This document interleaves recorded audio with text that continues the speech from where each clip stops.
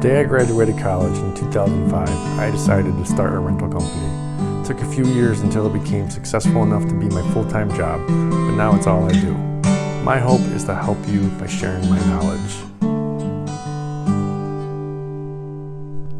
Hi. So one of my subscribers, Icy Profits, he's got his own channel where he resells and he buys, storage units. Go check him out. But he asked me a question, what I would do, now 14 years later, if I had $5,000 to start with, what would I buy? And the answer is not much different than what I did in the beginning. Most companies, they gotta start small. You can't just jump into weddings and catering and think you're just gonna be off running because you haven't developed your relationships, you haven't developed time management, you don't know literally anything, and no one's gonna use you and you're just gonna go bankrupt. So you gotta start small. So I would do the same thing. I got $5,000, which is about $2,000 more than I had to begin with.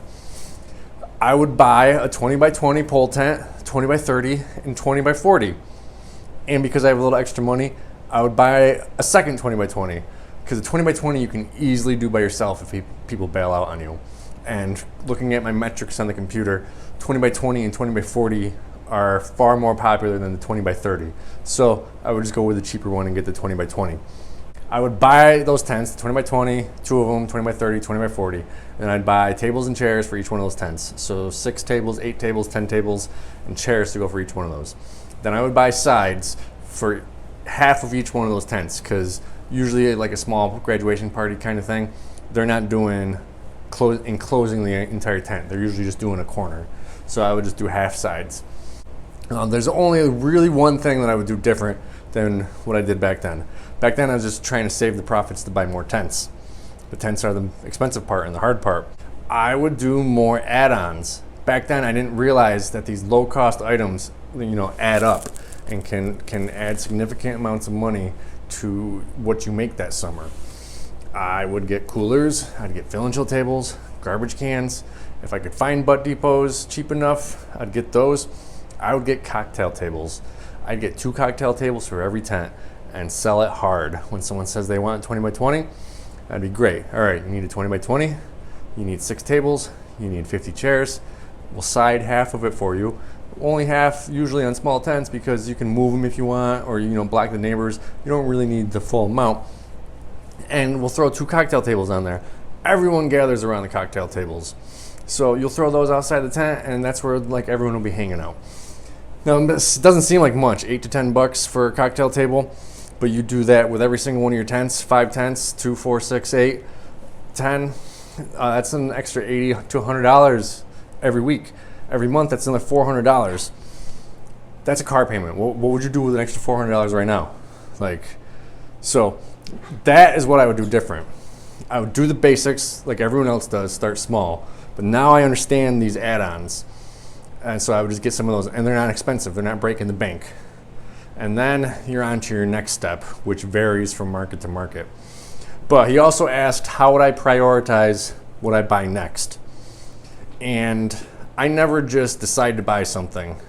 So the way I prioritize it is I listen. I listen to what customers are asking and what potential customers are asking. People are calling, asking for a thing all the time. I know I might want to get it.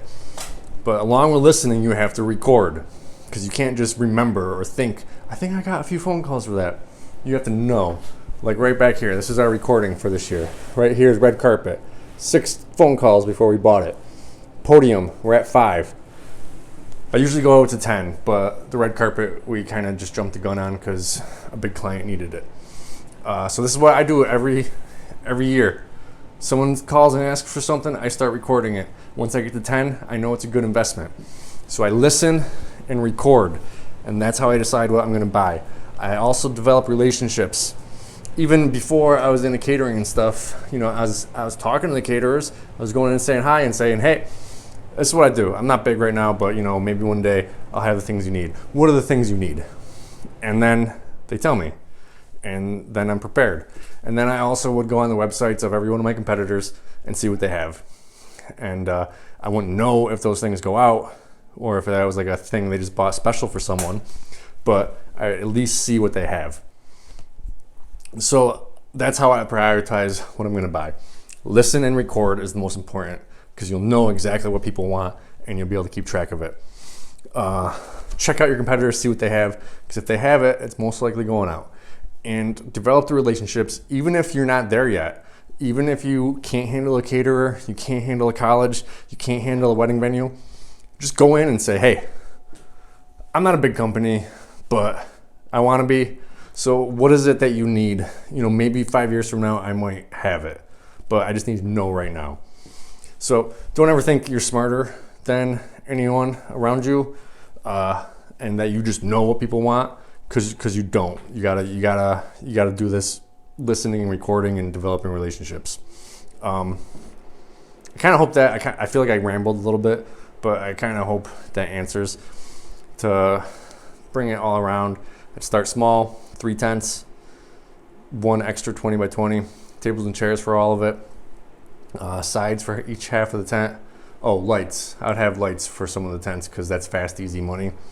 And then all the little add-ons to increase the total invoice, the average invoice, just get that up there without having to do a lot of hard extra work or putting in a lot more of actual investment.